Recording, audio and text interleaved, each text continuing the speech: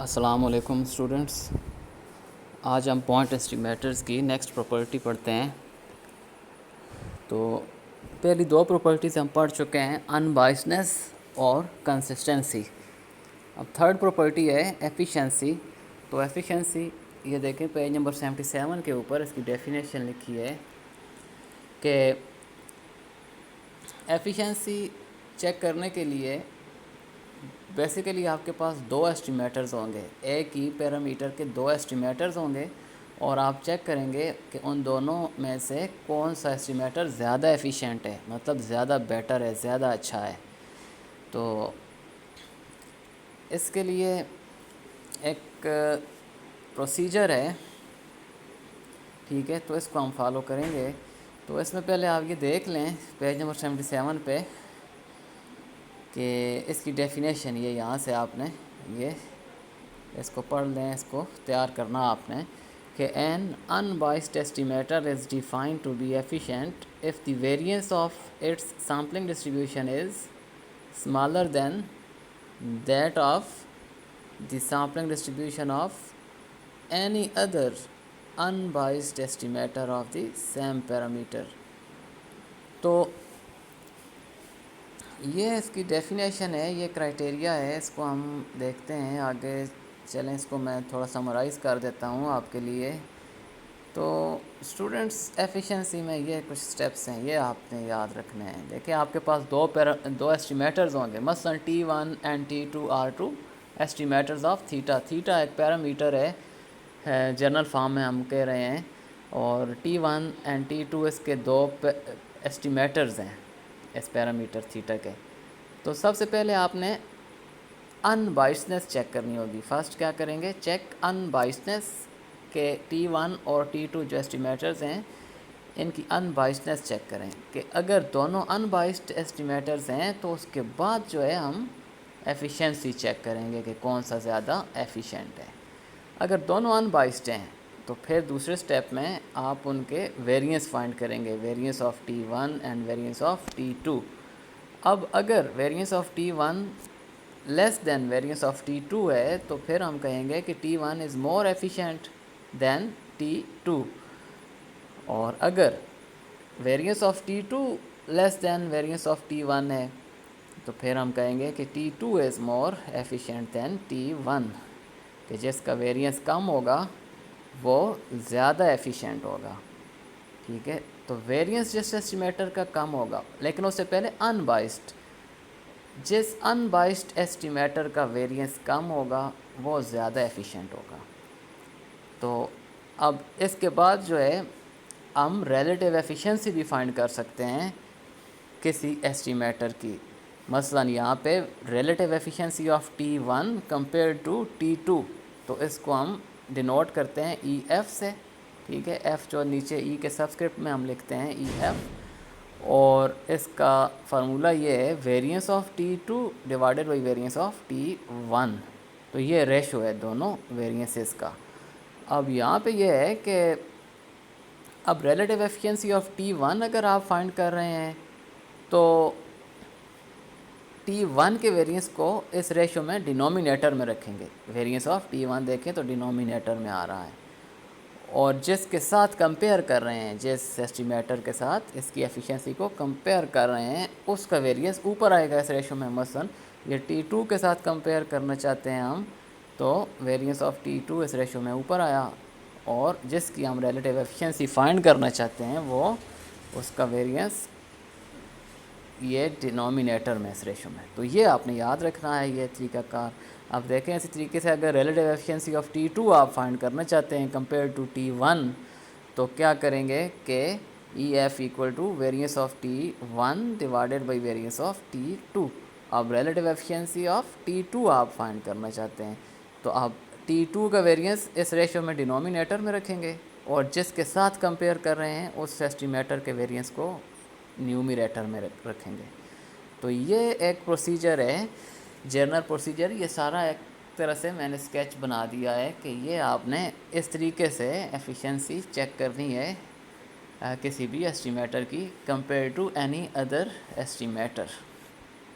तो अब देखें स्टूडेंट्स, आगे चलते हैं। ये क्वेश्चन है 15.9 क्वेश्चन, आप अपनी बुक में देख लें, इसकी स्टेटमेंट पढ़ लें वहाँ से कि इसमें 3 एस्टिमेटर्स दिए हुए हैं, एक x1 bar, x2 bar and x3 बार। कहता है कि आप हर एस्टिमेटर की रिलेटिव एफिशिएंसी फाइंड करें relative to other estimator, compare to other estimator.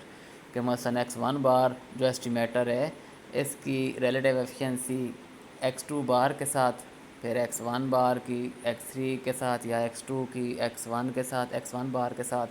तो ये क्वेश्चन है। अब इसको करेंगे क्या, पहले उसने तो रिलेटिव एफिशिएंसी पूछी है कि फ़ाइंड करें, लेकिन रिलेटिव एफिशिएंसी फ़ाइंड करने से पहले ज़रूरी है कि आपने अनबाइसनेस चेक करनी है। अगर एस्टिमेटर जो है बाइस्ड होगा, मतलब वो अगर अनबाइस्ड नहीं है, तो फिर उसकी रिलेटिव एफिशिएंसी हम फाइंड नहीं करेंगे।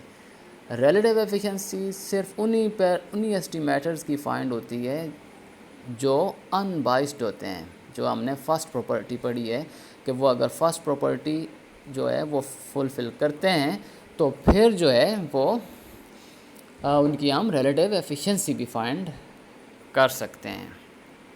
तो सबसे पहले आपने उनकी अनबाइसनेस चेक करनी है। इन तीनों एस्टिमेटर्स की अनबाइसनेस देखते हैं कि आया ये अनबाइस्ड हैं या नहीं है। अगर अनबाइस्ड हैं तो फिर आगे एफिशिएंसी की बात आती है। एफिशिएंसी को हम फिर अनबाइसनेस के बाद हम देखेंगे।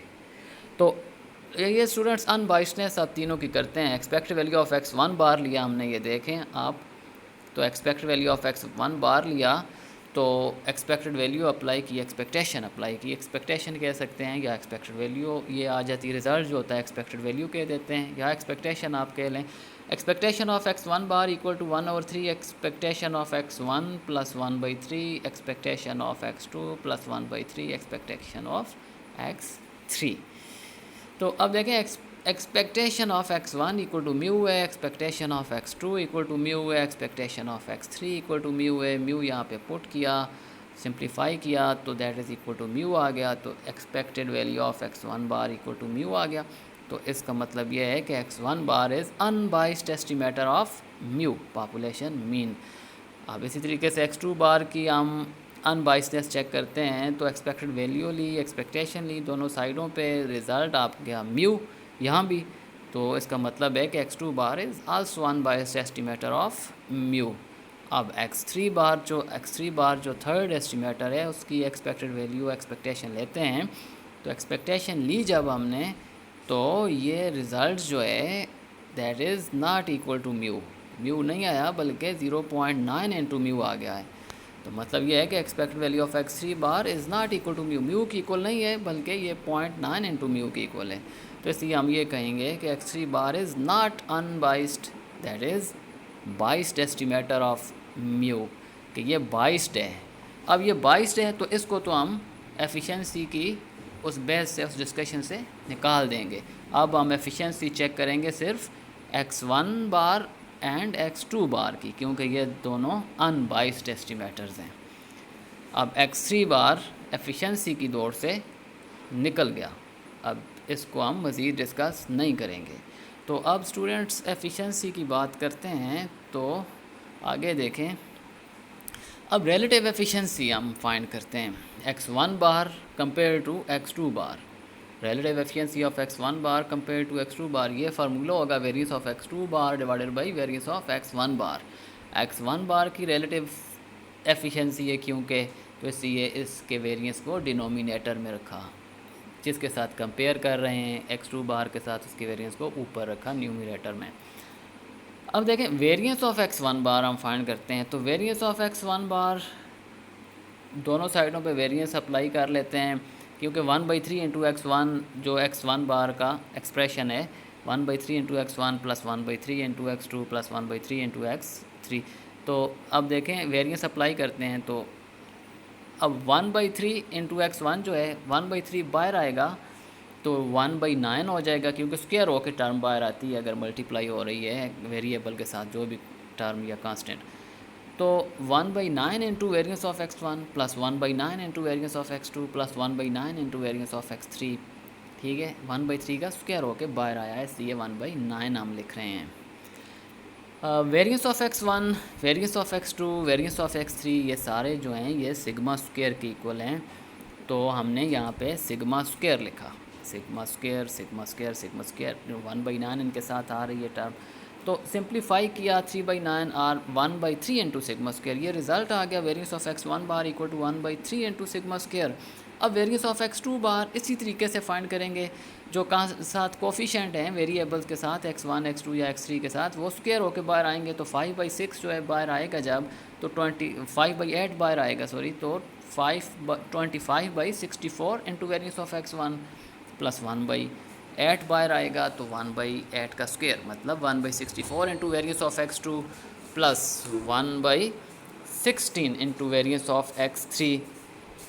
तो सिग्मा स्क्वायर पुट किया यहाँ पे, जब सिग्मा स्क्वायर पुट किया सिंप्लीफाई किया तो 15/32 इंटू सिग्मा स्क्वायर आ गया।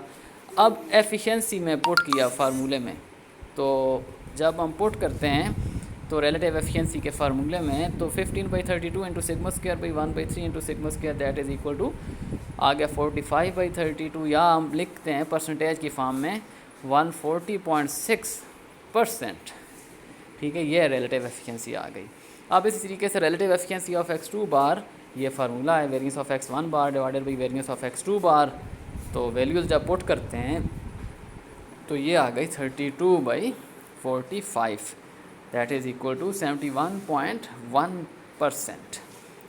तो रिलेटिव एफिशिएंसी को परसेंटेज की फॉर्म में हम लिख देते हैं, इसलिए हमने 71.1% लिख दिया इसे।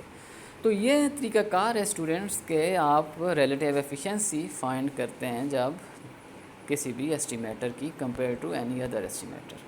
तो अब इसमें से एफिशिएंट कौन सा है कि x1 बार और x2 बार में से which one is more efficient और more better estimator of mu. तो उसके लिए ये है कि जिसका वेरिएंस कम होगा वो ज़्यादा एफिशिएंट होगा। तो ये क्राइटेरिया है। अब देखें x1 बार जो है यहाँ पे ज़्यादा एफिशिएंट है, ठीक है, x1 bar is more efficient, या आप कह सकते हैं x1 bar is better estimator than x2 bar. क्योंकि ये criteria variance of x1 bar is less than variance of x2 bar, क्योंकि ये क्राइटेरिया इसमें फुलफ़िल हो रहा है। तो अब इसको चेक कर लें कि किस तरीके से वेरिएंस ऑफ x1 बार कैसे वेरिएंस ऑफ x2 बार से लेस आ रहा है।